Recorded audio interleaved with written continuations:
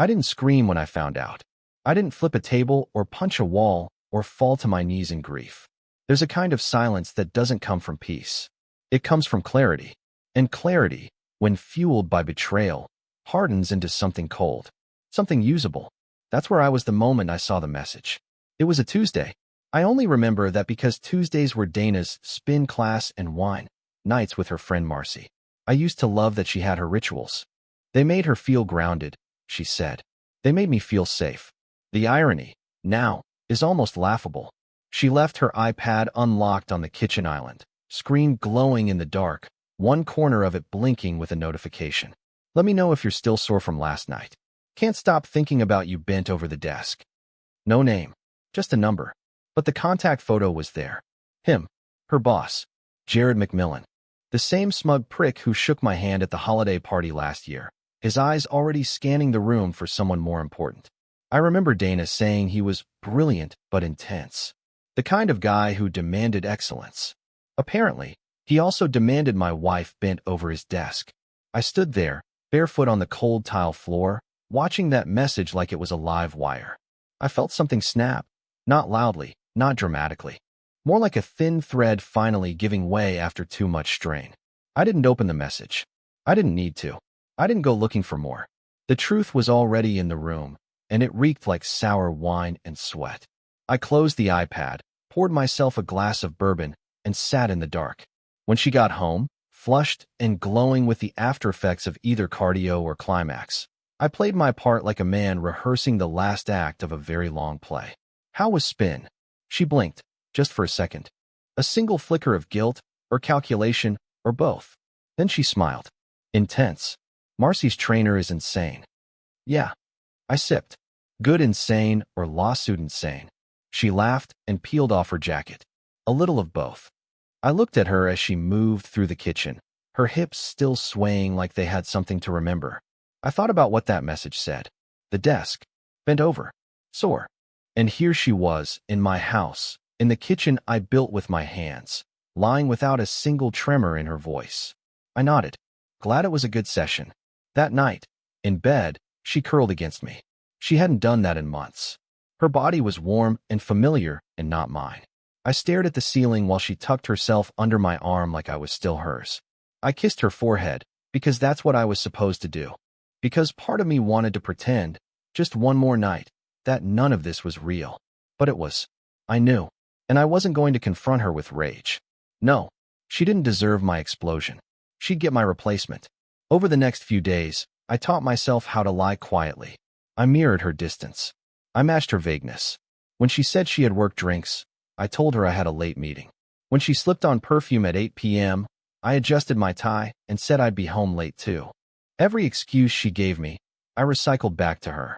Not out of spite, but as calibration. I needed to understand how deep her deception ran. I needed to see if she noticed me slipping away, or if she was too far gone to care. She didn't notice. Or she didn't want to notice. That's the thing about people who cheat. They don't expect to be outplayed. They think they're smarter, more desirable, untouchable. Her confidence wasn't just arrogance. It was a blind spot. And I planned to drive a truck through it. I watched her more closely now. Not with suspicion, but with intent. Her tells were everywhere. The double-checking of her phone when she thought I wasn't looking. The sudden increase in gym visits. The new lingerie she found on sale that I hadn't seen on her in bed once, but I knew someone had. She shaved on Tuesdays and Fridays now. Like clockwork. She left the house glowing and came back drained. At first, the pain was the kind that wakes you in the middle of the night. But over time, it changed. It stopped bleeding. It calcified into something sharp, something I could hold. I wasn't devastated anymore. I was focused. You don't survive a betrayal like this by begging. You survive by becoming the kind of person who doesn't beg, who doesn't scream or fall apart. You learn to wait, to sharpen the silence, to turn composure into strategy. I didn't confront her that week. I didn't pack a bag. I didn't cry. Instead, I studied the architecture of her lies. I mapped the timing. I traced the patterns. She thought I was orbiting her, still tethered to the version of us that no longer existed. But I was already building a new orbit, one she wouldn't be part of. Because the breakdown she expected, the screaming match, the tears, the groveling, she wasn't getting that. She was getting replaced. It's a strange thing, watching someone slip further into their own delusion. My wife, Dana, started acting like a woman in command, like she was untouchable, as if her new world was built on power, not lies. She started wearing red again. Red lipstick, red heels, red lace under her office slacks. I knew this not because she showed me, but because she stopped trying to hide it. A glimpse of garter strap here. A thong waistband when she bent over to grab her gym bag. She moved through the house like it was a stage, and she was still the lead actress. And me? I was the understudy. The houseplant. The husband who didn't ask questions anymore. But that was the trick. She thought my silence meant surrender. That she'd pulled the wool so tight around my eyes I couldn't see daylight anymore. She was wrong. The silence wasn't weakness. It was a fuse, burning slowly, steadily. She became lazy in her explanations. Running late. Jared needed last-minute revisions. He wants me to take the lead on the new campaign. Big opportunity. I'll be back late. Don't wait up. At first, she used to text. Then she'd just call. Eventually, it became post-its on the fridge. Her excuses decayed in effort even as her confidence grew. I watched her one evening, standing by the mirror in the hallway, applying perfume to the inside of her thighs. She didn't even flinch when I passed behind her. You going out? She didn't meet my eyes. Yeah, big client dinner.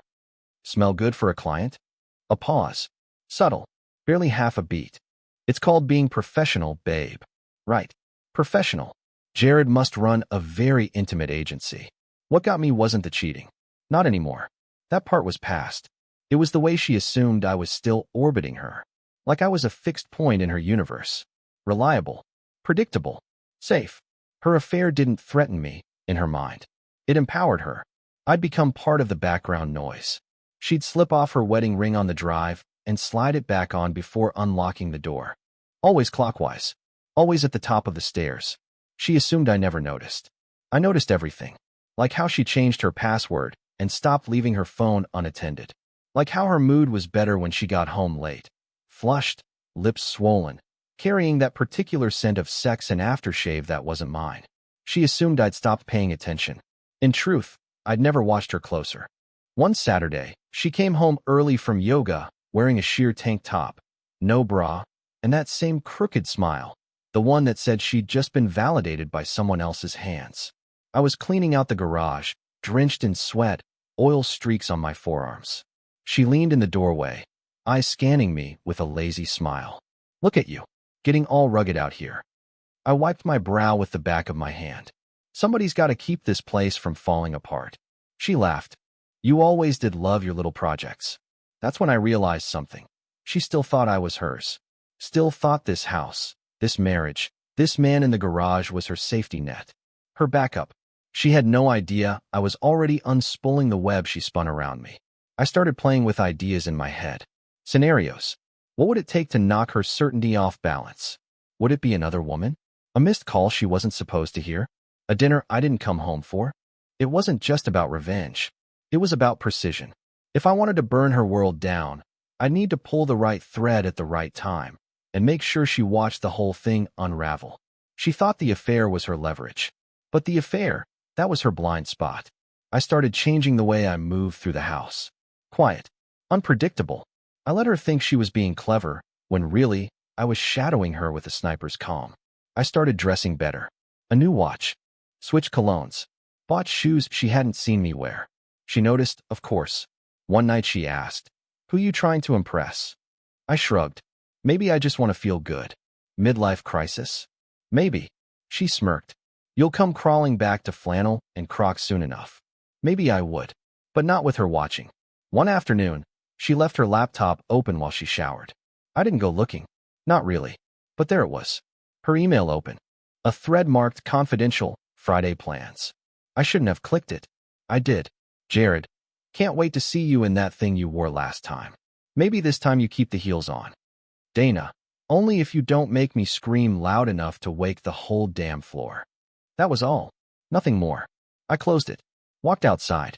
Sat on the porch in silence while the summer heat clung to me like sweat and shame.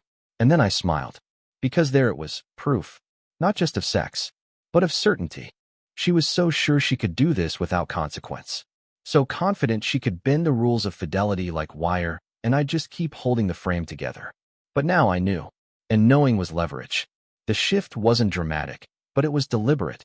I started saying no to things. No to dinner. No to favors. No to the little half-assed touches she used to toss my way when she remembered I existed. I stopped being available.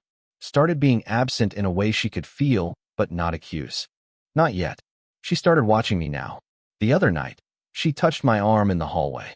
You've been quiet lately. Just focused, I said. On what? On what I deserve. She paused. That was the first time I saw it. A flicker of unease. She smiled again, but this one didn't reach her eyes. Well, I hope I'm still part of that. I looked her in the eye and gave her the first true thing I'd said in weeks. You'll see. It was the first weekend in September when her sister came into town. Rachel, 3 years younger than Dana. No husband. No kids. A corporate consultant who traveled too much, smiled too little, and always seemed a little too observant for comfort. She arrived with a small suitcase and a bottle of Tempranillo.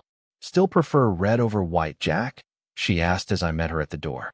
Only if it's dry, I said, taking the wine. She didn't hug me. Rachel had never been much for ceremony. But she looked me in the eye longer than usual, and there was something heavier in the silence between us. Dana wasn't home yet. Big surprise. She texted me 2 hours earlier. Something about last-minute work stuff, and just tell Ratch to get comfortable. I told Rachel none of that. She didn't ask. Instead, she dropped her suitcase at the bottom of the stairs, kicked off her boots, and said, "Let's open this." We drank in the kitchen. The same kitchen where I'd seen the message. The same island she used to lean on when she told me about her day. That had stopped months ago. Rachel sipped, then raised an eyebrow. You look tired. Long week. Long year, more like. I didn't respond. She set her glass down gently, fingers tracing the rim. You okay, Jack? There it was. Simple. Soft. Dangerous. I'm fine, I lied. Rachel stared at me for a second longer, then just nodded. The night moved slowly. We made dinner together, steak and roasted potatoes. Dana texted to say she'd eaten already and didn't want to interrupt. Rachel didn't respond. Neither did I. We sat across from each other at the table, a bottle and a half into the night, the silence between us now less loaded. More familiar. You're a bad liar, you know, Rachel said suddenly. I looked up. Excuse me. You said you were fine. That was a lie. I leaned back in my chair. Maybe I'm just tired of telling the truth to people who don't hear it. Her expression didn't change, but something behind her eyes shifted. Is it her? I didn't speak. Is she cheating on you? She asked. Still, I didn't answer. Rachel didn't press. Instead, she said something I wasn't expecting. I always wondered if she deserved you. I blinked. That's not something you say about your sister. It's something I've thought for a long time, she said. Dana's always been the center of everything. Even when she didn't ask to be, she made herself the story. You were always the background. Steady. Present. Overlooked. I looked at my glass. It sounds different coming from someone else's mouth. I don't mean to make you uncomfortable. No, I said. You're making me feel seen. She nodded. That's the thing, isn't it? When you start to feel invisible, it doesn't take much to remember what light feels like. We moved to the back porch. The air was cool, the stars low and clear. Rachel sat across from me in one of the old Adirondack chairs Dana made me paint twice because she didn't like the shade of blue. She tucked her legs beneath her, wine glass balanced on the armrest. Her voice dropped lower now, as if the dark gave her permission to speak honestly. Is this a phase, Jack? She asked. What do you mean? The way you're carrying this weight. Is this just survival, or something else? I hesitated. It's not a phase. Then what is it? Preparation. She didn't ask for clarification. Instead, she looked at me with something I didn't expect. Interest. Not pity. Not judgment. Something deeper. I thought you'd be a wreck, she said after a long moment. When Dana told me you were distant lately, I figured you were unraveling. She said that. Rachel gave a slight nod. She's worried, but not in the way you think. She thinks you're slipping, losing your grip. I smiled tightly. She thinks silence means weakness. She always did. But silence doesn't mean I'm losing, I said. It means I'm planning. Rachel exhaled slowly. I believe you. The porch light flickered once. The motion sensor, maybe. Or the universe reminding us we were still visible. You know, she said. I came here expecting to have to talk you down. Or build you back up. I didn't expect to find you like this. Like what? Controlled. Cold, even. But not broken. I looked out toward the yard, where the wind moved the tall grass in slow, sweeping gestures. I made a choice, I said. She doesn't get my breakdown. She doesn't get to see me fall apart. She'll get something else. Rachel was quiet, but I could feel her watching me. Do you want her to pay? She asked, voice low. I turned to meet her eyes. I want her to see. I want her to finally realize that the man she discarded isn't the one standing in front of her anymore. Rachel didn't look away, and I realized in that moment, something between us had shifted. Not flirtation, not scandal, something more honest. Two people who knew what it meant to be left behind, and who had chosen not to stay there. The morning after Rachel and I sat on the porch, things felt different. Not in a way that could be named. Not yet. But like the air between us had thickened. She was already in the kitchen when I came down. She wore one of Dana's old college sweatshirts and a pair of leggings, barefoot, coffee in hand. When she saw me, she gave a small smile. Not polite, not overly warm. Just real. Coffee, she asked. I nodded, still half asleep. She poured, her fingers brushing mine as she passed the mug. Just a second too long. Not an accident. Not a declaration either. Just a note in a key we hadn't played before. Dana didn't come home that night. She texted around midnight. Crashing at Marcy's, too much wine, don't wait up. Rachel saw the message light up my phone and said nothing. I didn't either. We didn't discuss her. Not that morning. Not directly. Instead, we stood in the kitchen talking about small things. Rachel's job, her upcoming trip to Chicago, her irritation with airport security. Mundane, unimportant words, but layered with pauses and glances that said other things entirely. At one point, I asked, "You still dating that attorney?" She smirked. No. He bored me. What happened? He started scheduling our sex like it was a business meeting. 8 p.m. sharp, 3 times a week. Lights off. Socks on. I laughed. That's a war crime. She grinned, sipping her coffee. Yeah, that's when I realized I'd rather be alone than with someone who made me feel like a chore. The quiet that followed wasn't awkward. It was charged. I didn't respond. Neither did she. Later that afternoon, I offered to help her with her car, a small rattle under the hood she mentioned in passing. We walked out to the driveway together. She stood beside me while I checked the belts. You always this handy? She asked. When you don't pay someone else to fix things, you learn. She was close, closer than she needed to be. I could feel the heat of her body near my arm, and the scent of her skin, warm and clean, like citrus and fabric softener. She didn't move away. Neither did I. When I looked up from the engine, her eyes were already on me. For a second, we just stood there. No one said anything. But the silence wasn't empty. It was dense with what wasn't being spoken. I'm trying not to make this weird, she said softly. Too late, I answered. Her mouth twitched into something like a smile. Right. But she didn't move. And neither did I. We made dinner again that night. Chicken piccata, which she insisted on cooking while I chopped vegetables. It was comfortable. Too comfortable. At one point, she dropped a spoon, and we both reached for it at the same time. Our hands met. Stayed. She didn't pull away this time. Neither did I. You know, she said, not looking up. I've always hated how Dana talked about you. I blinked. What do you mean? Like you were boring. Steady. Safe. Like you were furniture. Thanks, I said dryly. Rachel shook her head. No, that's the thing. You were always the one holding everything up. And she didn't even realize it. She looked up then, right at me. Her voice softened. She doesn't see you. But I do. The silence that followed that was something entirely new. We didn't touch that night. Not really. But the line between us was no longer neutral. It had a pulse now. A current. We watched a movie in the living room. Some forgettable crime thriller we weren't really paying attention to. Rachel sat on the other end of the couch at first. Then closer still. At one point, her foot brushed mine. It stayed there. She said nothing. Neither did I. When the movie ended, we sat in silence as the credits rolled. She turned toward me, legs crossed beneath her, her wine glass still half full. Her eyes didn't blink much. Her voice was low, deliberate. I always lived in her shadow, you know. Rachel. No, let me say it. She was the pretty one. The golden one. The one people noticed. I was the smart one. The cold one. The backup plan. I shook my head. You're not cold. She gave a small laugh. You don't know me. I'm starting to. She stared at me. Something in her gaze held. And what are you seeing? I didn't answer. Couldn't. Because what I saw wasn't just understanding or connection. It was recognition. A woman who had been overlooked by a world too busy admiring someone louder. A woman who saw the same thing in me. She leaned in, just slightly. I did too. But we didn't close the distance. We let the space thrum between us like a wire pulled tight. I should go to bed, she said finally. Yeah, I replied, not moving. She stood, slowly. Her hand grazed my shoulder as she passed behind me. A quiet touch. Intentional. At the stairs, she looked back. Her voice wasn't teasing now. This isn't accidental anymore, is it? No, I said. She nodded once, then walked up the stairs. I sat in the dark a long time after that. The tension between us hadn't just bloomed. It had found a shape, and it was beginning to look like a choice. The idea came to me the next morning, while Rachel was pouring cereal into a bowl with one hand and scrolling her phone with the other.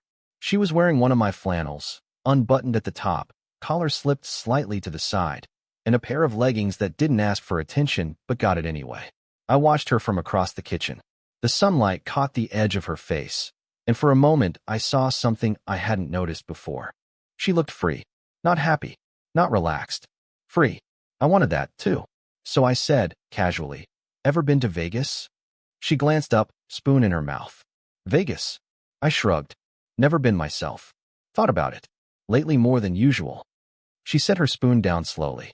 You asking a hypothetical or making a suggestion? Little of both. Rachel studied me the way she did when she knew I wasn't saying everything. She was good at that, catching what wasn't said. Why Vegas, she asked. Because it's not here, I said. Because it's loud and bright and full of people who don't give a damn about what your life used to be. She didn't respond right away. Just sat there, spoon hanging over her bowl, lips slightly parted like she wanted to ask something but wasn't sure she had the right. So I said it plainly. We don't have to go, but if you want to, I wouldn't be the guy who says no. She didn't answer that morning, or that afternoon. But that night, after Dana came home reeking of cheap wine and hotel hallway perfume, Rachel caught my eye across the living room. She didn't smile. She didn't flinch. She just held my gaze. And I knew. The next day, she handed me a boarding pass. I used points, she said. Didn't want to leave a trail. I raised an eyebrow. What makes you think this is something that needs covering? She gave me a look. Jack, come on. Fair enough. I told Dana I had a site visit in Austin. An old vendor needed in-person consultation. She barely looked up from her phone. That sounds like a you problem, she said, tapping her screen. When are you back? Sunday, I replied. Cool. I might be in L.A. anyway. No follow-up. No questions. Just a vague wave goodbye and the click of her nails on the countertop. She didn't know. She didn't want to know. That was her fatal flaw, thinking I would always orbit, no matter how far she drifted. At the airport, Rachel wore sunglasses and a navy sweatshirt that hung off her shoulder. She looked like someone trying not to be seen, and failing. She didn't say much until we were through security. Then, as we sat side by side waiting for boarding, she glanced at me. You sure about this? No, I said. That's why it matters. She leaned back in her chair, head resting on the hard plastic. It's not just a trip, Jack. I know. We can't undo it. I'm not trying to. Her foot nudged mine under the bench. I didn't move. Then stop pretending this is about travel, she said. I'm not, I replied. This is about permission, and I'm done asking for it. On the plane, our seats were side by side.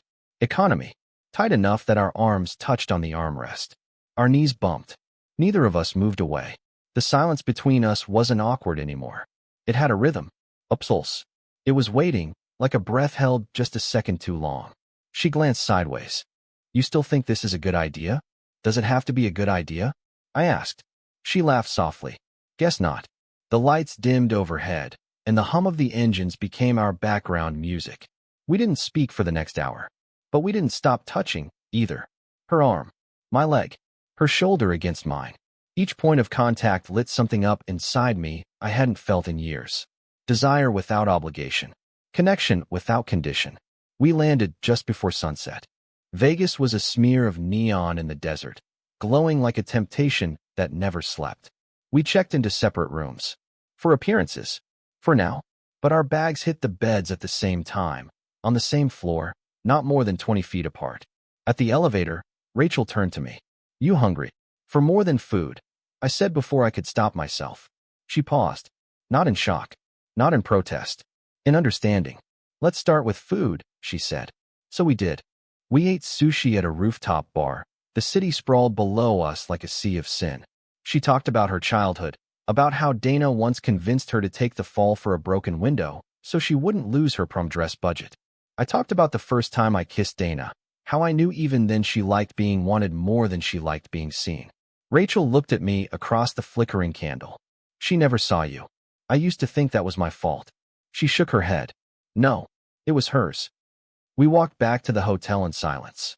The kind of silence that isn't empty. At the elevator, I hit the button for our floor. Rachel stood beside me, arms crossed, like she was holding something back that wanted to move forward. When the doors slid open, we stepped in. Our hands brushed. She looked at me. I looked back. Her voice was low, almost a whisper. Jack. I didn't wait for the rest. I reached for her hand, and she didn't pull away. Vegas didn't wait for permission. It pulsed with the kind of energy that didn't ask questions, didn't make promises. Neon strobes flickered over velvet lounges, strangers danced too close, and secrets wrapped themselves in sequins and smoke. It was the kind of place built for forgetting, but we weren't trying to forget. We were trying to feel. And that night, we did. It started with a drink. We'd come back from dinner, buzzed from sake and laughter, both of us raw in the way only truth makes people raw. Neither of us wanted to say goodnight yet, so we wandered the casino floor instead, past rows of slot machines and high roller tables, and women with too much perfume, and men with too much confidence. Rachel looked radiant under casino lights, cheeks flushed, eyes sharp, her hair messy in a way that felt deliberate. We found a bar tucked away behind the high-limit room. Quiet, dark, lit with low amber bulbs and filled with the slow thrum of jazz and whispered sins. She ordered bourbon. Neat. I matched her. We sat in a booth, not touching, but only barely. She looked at me over the rim of her glass and said, "You know we're not playing pretend anymore." I know. Her tongue darted out to wet her lips. This doesn't get erased, Jack. Not in the morning. Not when we get on a plane. I didn't speak, because there wasn't anything left to say. She reached across the table and placed her hand over mine. It wasn't a move. It wasn't even an invitation. It was acknowledgement that what was between us had shifted into something physical, something immediate, something neither of us was denying anymore. Her thumb moved slowly, tracing the scar along the edge of my knuckle. A dumb kitchen accident from a decade ago, something Dana used to tease me about. Rachel didn't tease. She just touched, and I let her. Back in the hallway, just outside our rooms, we stood facing each other. The buzz of the elevator behind us faded. People passed, dragging luggage or drunk laughter, but none of it touched us. The only thing I could focus on was the way Rachel looked at me, like she'd made her choice and was just waiting to see if I'd make mine. "I won't ask twice," she said, voice low. "You won't have to." We didn't rush. That was the thing. It wasn't frantic or messy. It wasn't about lust boiling over like some overused cliché. It was precise, deliberate. Every touch asked a question. Every breath gave an answer. Her shirt peeled off slowly. I saw the soft curve of her collarbone, the subtle flush of heat rising along her neck. My hand slid up her sides and paused, not to hesitate, but to memorize. She kissed like she was starving, but not for just anything, for something that mattered. Her body pressed into mine, and everything about it was real, present, demanding and generous all at once. She pulled me down onto the bed, her fingers threading through my hair, mouth finding the space beneath my jaw. Every place she touched felt claimed. Not borrowed. Not stolen. Taken, with intention. We didn't speak much after that. The room was filled with the sound of breath, of sheets twisting beneath us, of skin meeting skin without apology. It wasn't messy revenge sex. It wasn't desperate validation. It was two people breaking rules they no longer respected, and choosing each other. Afterward, we lay tangled, half covered by the sheets, the city outside still humming like a restless heartbeat. Rachel was on her side, facing me. Her eyes were half-lidded, lips parted just slightly. "You okay?" she asked. I nodded, chest still rising and falling. "Yeah. Does it feel like cheating?" I thought about it. About Dana. About Jared. About the texts. The lies. The silences. "No," I said finally. "It feels overdue." Rachel nodded slowly. as if that answer satisfied something in her. She scooted closer, her forehead pressing gently to mine. I didn't come here to fix you, she whispered. I didn't ask you to, but you saw me anyway, like I wasn't just someone's sister. You never were. Her hand slid across my chest and stayed there, palm flat over my heart. Promise me something. What? When this gets complicated, and it will, don't disappear into guilt. We didn't steal anything tonight. We claimed what was already broken. I closed my hand around hers. I'm not going anywhere. Good, she whispered, eyes closing. And that was it. No more pretending. No more hiding behind grief or betrayal or the stories we used to tell ourselves. Vegas didn't give us a new beginning. It gave us permission. And that was enough. The thing about that night wasn't the sex. Not entirely. It wasn't the feel of Rachel's skin or the heat of her breath against my neck. It wasn't the sharp tug of her hands at my shirt, the nails down my back, or the way she gasped my name when I kissed the inside of her thigh. All of that happened. All of it was real. But what changed everything was what came after. We didn't fall asleep right away. We lay there in the dim hotel light, tangled in sheets and shadows, breathing together like two people who'd just stepped through a door that couldn't be closed. Rachel lay on her back, her chest still rising and falling. I traced a slow line across her ribs, and she didn't stop me. I didn't expect it to feel like that, she said, eyes fixed on the ceiling. Like what? Like it wasn't about Dana, or revenge, or even the past. I nodded slowly. It wasn't. She turned toward me, her eyes searching mine. Then what was it? I thought for a moment. The easy answer would have been to call it chemistry or timing, a product of proximity and pain. But that would have been a lie. So I said the truth. It was being wanted, without having to prove I was worth it. Rachel didn't reply right away. She just pulled the sheet higher over her chest, tucked her leg around mine, and whispered, "Yeah, that's exactly it." We stayed like that for a while, silent, still, and not once did I feel the sick twist of guilt I thought might come. There was no panic, no shame, no looming dread, just warmth, breath, a body beside me that didn't expect performance or perfection, only presence. Dana had never given me that. Even in the early years, there'd always been this sense that I had to earn my place. That if I slipped, if I got too soft or too slow or too average, she'd drift. Like she always had one foot out the door, waiting for someone more interesting to show up. Rachel wasn't like that.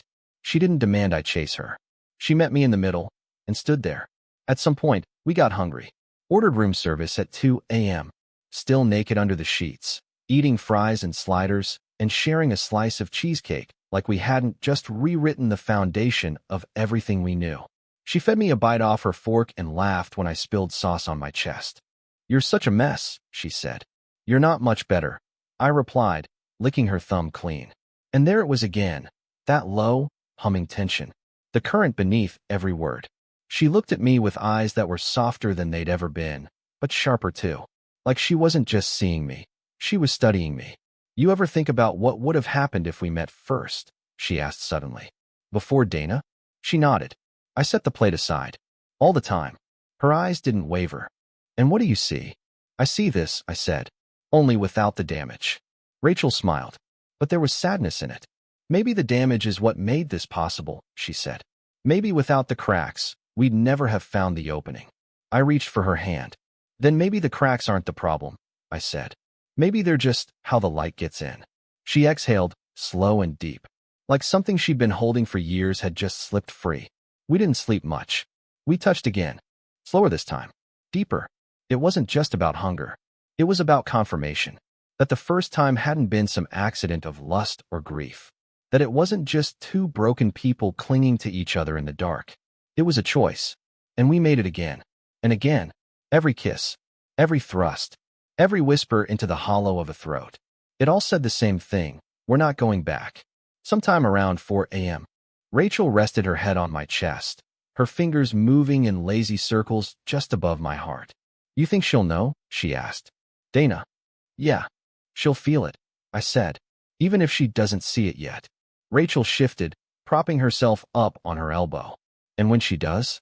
I looked up at the ceiling. The hotel's air conditioning hummed softly above us, and somewhere outside, sirens passed on the strip, their wails dulled by layers of glass and insulation. "When she does," I said slowly, she'll realize something she was never prepared for. What's that? That she doesn't own the ending. Rachel smiled. Not wide, not cruel, just satisfied. She's going to be furious. Let her be. Before dawn, we showered together. Not sexy, not sensual, just close, quiet. Our fingers touching shoulders, waists, backs. Soap passed between us like a peace offering. Afterward, we sat wrapped in towels at the edge of the bed, watching the first light creep over the city. Rachel leaned her head on my shoulder. I'm scared, she admitted. I nodded. Me too. But I'm not sorry. Neither am I. That night didn't end our old lives. It didn't blow up the world in fireworks and chaos. It did something scarier. It gave us peace. Real peace. The kind that only shows up when you finally do something for you, not for someone else. Not to be good, or safe, or forgiven, but to feel alive again. We woke up late, sunlight already stretching across the hotel room in long golden bands. Rachel lay on her side, her arm across my chest, her hair draped like a curtain over my shoulder. Her breathing was slow, steady, peaceful in a way I hadn't seen in her, or felt in myself, in years. For a few minutes, I didn't move. I just lay there, letting the silence wrap around us. The kind that didn't feel empty or awkward, but earned. Then my phone buzzed on the nightstand. A single message. From Dana. Hope Austin's not too boring. That was it. No heart emoji. No flirtation. Just casual disinterest. Polite detachment. The kind of message you send to a coworker you half remember sleeping with once. I stared at the screen for a moment. Then I looked at Rachel, still asleep beside me. And I knew exactly what I was going to do. Later that day, we went walking. Vegas in the daylight was a different kind of circus. Less seductive, more unfiltered. Tourists stumbling through heat waves. Street performers sweating through their acts. The smell of sunscreen and concrete and stale air conditioning trailing us at every step. We didn't gamble. We didn't drink. We just wandered, talked, laughed. We took pictures, not selfies, not posed. Just moments. Rachel sipping iced coffee, sunglasses perched on her head. Me leaning against a stone railing outside the Bellagio, watching the fountains like I hadn't just detonated my marriage the night before. Around sunset, we found ourselves on Fremont Street. The lights above us glowed brighter as the sky dimmed, an artificial canopy of color and movement. Neon blues, hot pinks, pulsing reds. A million volts of distraction. And in the middle of it all, Rachel wrapped her arm around mine, leaned in close, and said, "This doesn't feel real." "It is," I told her. That's when I took the photo. It wasn't staged. It wasn't seductive. It was just true. Rachel under the lights, her face tilted toward mine, smiling, not for the camera, but for me. Her eyes soft, her hand resting on my chest like it belonged there. I didn't add a filter, didn't crop it, didn't write a caption. I opened my messages, found Dana's thread, and hit send. One photo. That's all. No context. No warning. No lies. I didn't watch the screen after that. Didn't wait for the read receipt. Rachel didn't ask what I sent, but I think she knew. She didn't stop me. She didn't have to. We walked through the crowd as if nothing had changed, though everything had. I felt it in my spine, in my stomach, in the quiet surge of adrenaline just under my skin. Something irreversible had been set into motion, and I didn't flinch. An hour later, my phone rang. Dana. Of course it was. I watched the name flash across the screen like a warning light on a bomb. She called again, and again. I let it ring. Rachel glanced down at the vibrating phone on the table between us. She saw it. She was supposed to. Ready for the fallout. I'm counting on it. Later, back at the hotel, the calls kept coming. 3 voicemails. 2 texts. The last one just said, "What the hell is this?" Still no mention of Rachel by name. Still pretending she didn't know. But I knew what that silence meant. She wasn't angry I'd done something. She was angry I'd done something first. That night, I stood by the window, looking out at the strip. Rachel came up behind me, her arms sliding around my waist.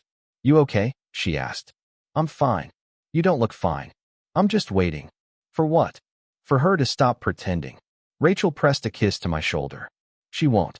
People like Dana don't admit anything until they're already cornered." "Good," I said quietly, "because I'm done being the one backed into corners." I didn't sleep much. Not from guilt. Not even from nerves. Just the quiet hum of realization that I'd crossed the threshold. No more secrets. No more one-sided silence. The truth was out now, and it wasn't coming back. And the best part? It wasn't rage or regret that followed. It was relief. The next morning, I checked my phone.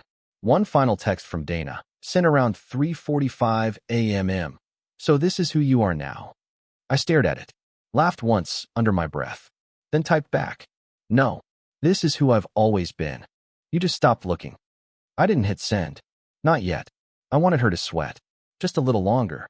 Because for the first time in years, the story wasn't hers anymore. It was ours. And it had just begun.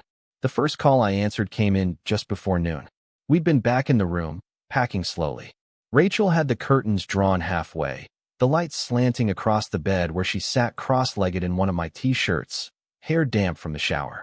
I was at the desk, scrolling through flights, when the screen lit up again. Dana.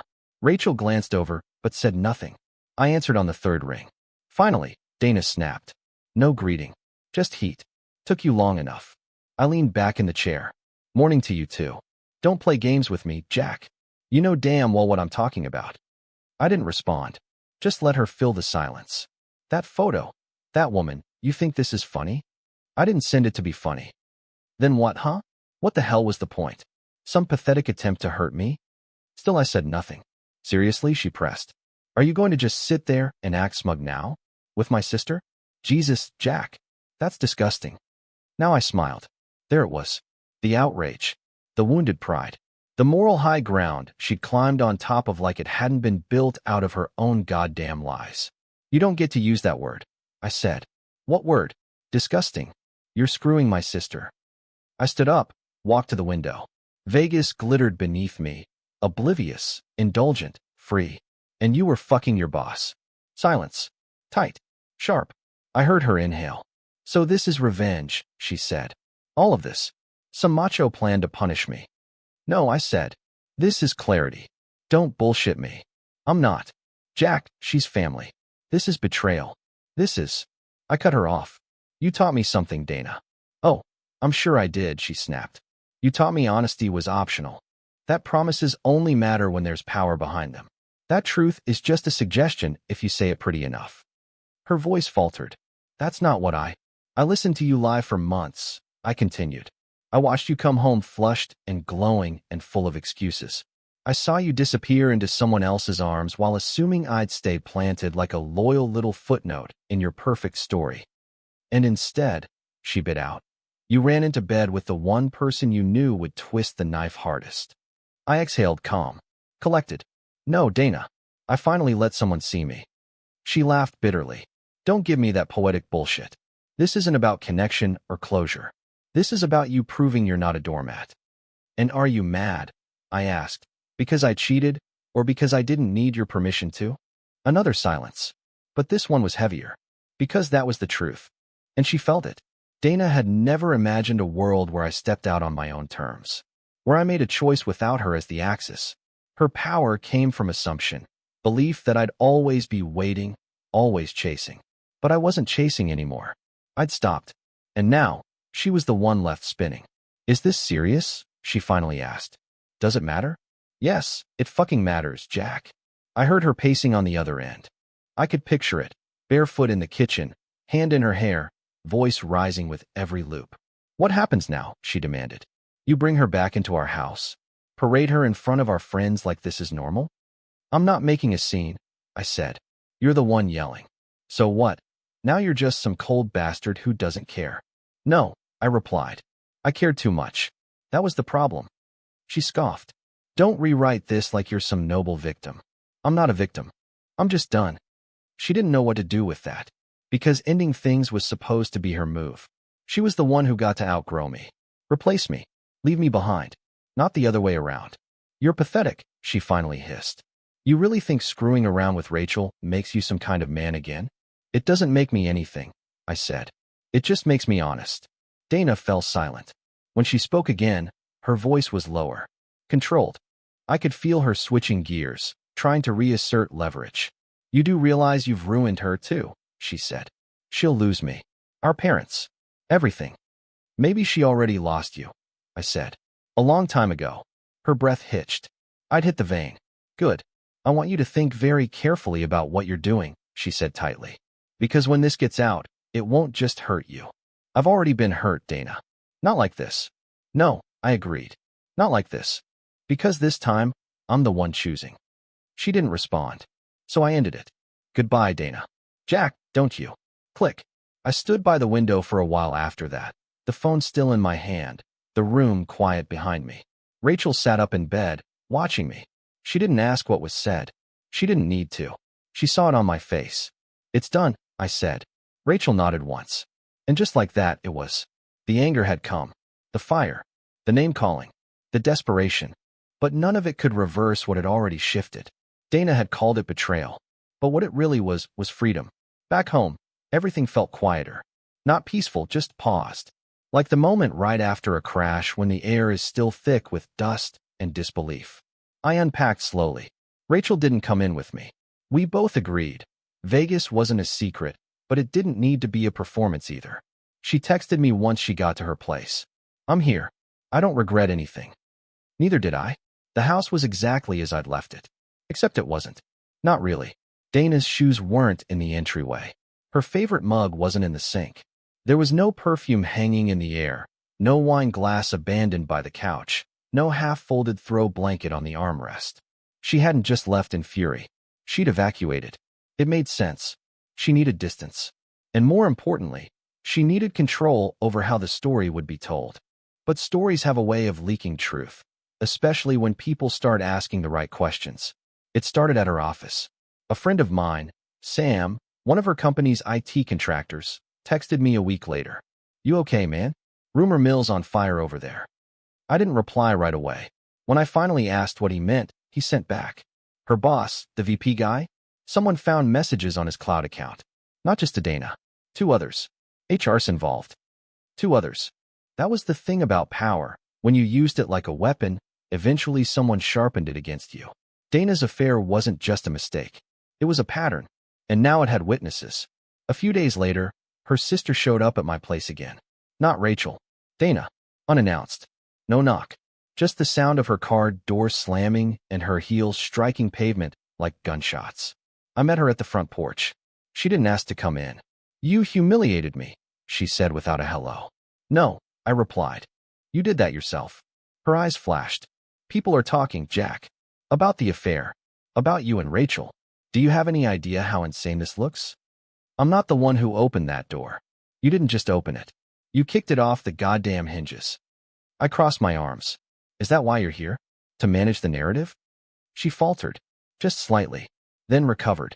I came to ask if we could at least keep some of this private, she said. Since when has that ever been your concern? I'm trying to salvage what's left of my reputation. And I'm trying to rebuild my life. That landed. She looked down at her hands. No rings. No red polish. Just chipped clear gloss and skin bitten raw around the nails. Is this really where we end? She asked. No, I said. We ended the night I found the first message. Everything after that was just delay. Her eyes went glassy then, but not with sorrow, with understanding. The story wasn't hers anymore. It never had been. I didn't throw her out. I didn't scream. I didn't even ask her to stay. I just closed the door. Softly. The next morning, I sat on the back porch with coffee in silence. The sun was just creeping over the fence. The kind of golden morning that felt like a clean slate. Rachel texted, "Can I come by?" I didn't even hesitate. Yes. She arrived with no makeup, in jeans, and a sweater too big for her. She looked tired. Real. Beautiful. We didn't talk much at first. We just sat there. Eventually, she broke the silence. So that's it. I nodded. She's gone. Rachel looked down at her hands. Does it feel like relief or regret? Both, I admitted. But one's louder. She met my eyes. Which one? Relief. She exhaled, long and slow, like she'd been holding that breath since Vegas. Then she reached for my hand. I don't want to be a placeholder, Jack. You're not. I don't want to be the next disaster, either. You're not that, either. She looked at me for a long moment. Then what are we? I didn't answer with a label. I just pulled her hand to my chest, pressed it flat over my heartbeat, and let the silence answer for me. It's funny how quickly people try to reframe the past when it threatens their image. A few mutual friends started calling. Not many. Just enough. Some tried to pry. Some wanted to choose sides. One or two even hinted that maybe I was being reckless. I let them talk. I let them wonder. But I didn't explain. Because for the first time in years, I didn't owe anyone an explanation. Dana's affair had imploded. Her promotion quietly stalled. Word was HR started combing through emails. Mine wasn't the only marriage her boss had wrecked. Meanwhile, I was sitting in my own house again, no longer a ghost in it. And Rachel? She wasn't some bandage. She was a mirror. And I'd finally stopped looking away. I didn't plan on saying anything when the papers were signed. No speech. No parting monologue. No dramatic, "You'll regret this," or "You never deserved me." That wasn't what this story needed. It didn't need closure like a door slamming shut. It needed something quieter. Something permanent. So when the lawyer slid the final set of documents across the table, I signed them with a steady hand. Dana didn't look up. Her nails clicked against her phone screen the entire time, like she couldn't wait to pretend this was all just another routine appointment. To her credit, she didn't argue over anything. Not the house. Not the accounts. Not the silence I gave her after Vegas. She just took the path of least resistance, as she always had when things stopped orbiting her. We left the office through separate doors. That felt appropriate. I didn't watch her walk away, because I'd already seen her leave 100 times, one lie at a time. The difference now was, I wasn't following. Rachel was waiting for me outside. Not in some symbolic way. Not staged. She'd just parked in the lot across the street and stood leaning against her car, sunglasses pushed into her hair, arms crossed over a light jacket. When I walked over, she didn't ask how it went. She didn't need to. She just opened the passenger door and said, "You hungry?" And that was it. Not congratulations. Not sympathy. Just presence. I think that's what finally broke something open in me, not in pain, but in peace. She didn't treat this as some victory. She treated it as next. We didn't rush into anything formal after that. No declarations. No "are we official?" talk. We just kept showing up. Coffee on her balcony. Late-night grocery runs. Shared playlists on long drives with the windows down. The little things that never required performance. One night, I found her in my kitchen barefoot, singing off-key while stirring pasta with a wooden spoon. She looked over her shoulder and said, "You ever think about how weird this all is?" I chuckled. Every day. But also kind of perfect. She said it with hesitation, like she wasn't sure if she was allowed to believe in something that came from so much wreckage. I didn't hesitate. "Yeah," I said. "Kind of perfect." Months passed. The noise faded. People found other gossip to chew on. Dana's office story was sanitized, of course. Her boss stepped down for unrelated reasons. She transferred departments. Smoothed her image. I'm sure she's still telling a version where she was the victim, where I snapped and betrayed her. Let her. Truth doesn't need a megaphone. It just needs patience. And mine had finally paid off. One evening, I pulled an old box from the back of the closet. Photos, mementos, anniversary cards with Dana's loopy handwriting. I flipped through them with a kind of detached curiosity, like I was looking at someone else's life. There was one photo I lingered on. Our wedding. I looked so young. Hopeful. Clueless. Next to me, Dana beamed at the camera. Radiant. Polished. Untouchable. But what hit me wasn't grief. It was recognition. I wasn't mourning what I lost. I was realizing how long I'd been gone without knowing it. Rachel found me like that, sitting on the floor, box beside me, that photo in my hand. She didn't say anything right away, just lowered herself next to me and studied my face. "Want me to go?" she asked gently. I shook my head. "No. Want to burn it." Another pause. Then no. I placed the photo back in the box. Closed it. Set it aside. "I don't need to destroy it," I said. "I just don't need to carry it anymore." Rachel leaned into me, her shoulder against mine. "You know," she said after a moment, "I didn't fall for you because you were broken." I looked at her. She continued, voice quiet.